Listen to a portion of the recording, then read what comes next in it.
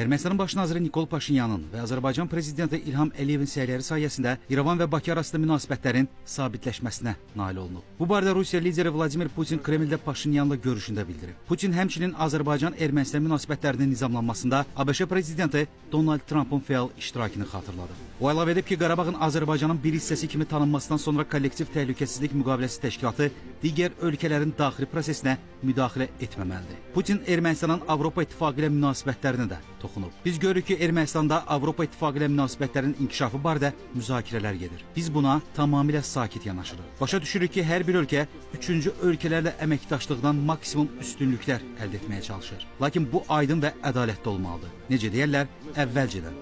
Hələ işin başında deyilməlidir. Avropa İttifaqı və Avrasiya İqtisadi İttifaqı ilə Gömrük İttifaqında olmaq qeyri-mümkündür. Bu, sadəcə olaraq mahiyyətcə mümkün deyil. Və məsələ heç siyasətdə də deyil. Məsələ sırf iqtisadi xarakter daşıyır, deyə Putin əlavə edib. Azərbaycanla sülh İrəvan-Moskva münasibətlərinə müsbət təsir göstərir. Bunu isə Ermənistanın baş naziri Nikol Paşinyan söyləyib. O həmçinin Ermənistanın tezliklə Azərbaycan vasitəsilə Rusiyaya mal ixrac edəcəyinə ümidvar olduğunu diqqətə çatdırıb. Qeyd edib ki, Azərbaycan ərazisindən dəmir yoldaşmaları Ermənistanla Rusiya arasında iqtisadi münasibətlərin inkişafına kömək edir. Görüşdə tərəflər Rusiya-Ermənistan strateji tərəfdaşlığının mövcud vəziyyəti və perspektivləri, əsas regional məsələlər, eləcə də Cənubi Qafqazda iqtisadi, nəqliyyat və logistika əlaqələrinin inkişafı müzakirə edilir.